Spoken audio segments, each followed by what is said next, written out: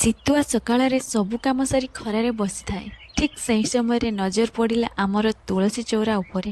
ସବୁଦିନ ପୂଜା କରି ଭୋଗ ଲଗାଏ। ବେଳେବେଳେ ଭାବେ ପ୍ରତ୍ୟେକ ଦିନ ଏଇ ସେମ୍ କାମ କରୁଛି, ଭଗବାନ କ'ଣ ସତରେ ଭୋଗ ପାଉଛନ୍ତି, ପାଣି ପିଉଛନ୍ତି? କିନ୍ତୁ ଆଜି ଦେଖିଲି କିଛି ଚଢ଼େଇ ଭୋଗ ବି ଖାଉଛନ୍ତି ଆଉ ପାଣି ବି ପିଉଛନ୍ତି।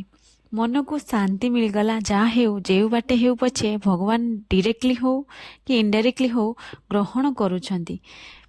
ତାପରେ ଆମେ ବାହାରି ଗଲୁ ଭଦ୍ରକ ସହର ଅଭିମୁଖେ। କିଛି କାମ ଥିଲା, ବହୁତ ଦିନ ହେବ ଆସିନଥିଲୁ ଭଦ୍ରକ। ଏବେ ଆସି ଦେଖେ ତ ଭଦ୍ରକ ସହର ପୁରା ଚେଞ୍ଜ ହୋଇଯାଇଛି।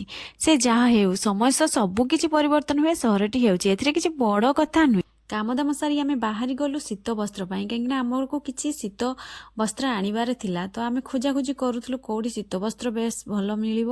ତ ଖୋଜୁ ଖୋଜୁ ଆଖିରେ ପଡ଼ିଗଲା ଗୁପଚୁପ୍ ଷ୍ଟଲ୍। ତ ଏତେ ବାଟ ଯାଇଛି ଯେତେବେଳେ କିଛି ନା କିଛି ଖାଇବାକୁ ପଡ଼ିବ ନା। ଆଫ୍ଟରନୁନ୍ ଟାଇମ୍ ହେଇଯାଇଥିଲା, ଘରେ ଲଞ୍ଚ କରିବାର ଥିଲା, ତ କିଛି ନା କିଛି ଖାଇକି ଫେରିବା ନା, ଖାଲି ହାତରେ ଫେରିବା।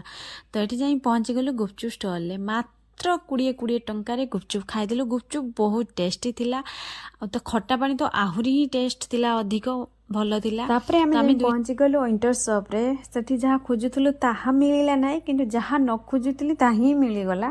ସେପରି କିଛି ବି ଜିନିଷ ଗୋଟେ ନେଇକି ଆମେ ବାହାରି ଆସିଲୁ ଘର ଅଭିମୁଖେ।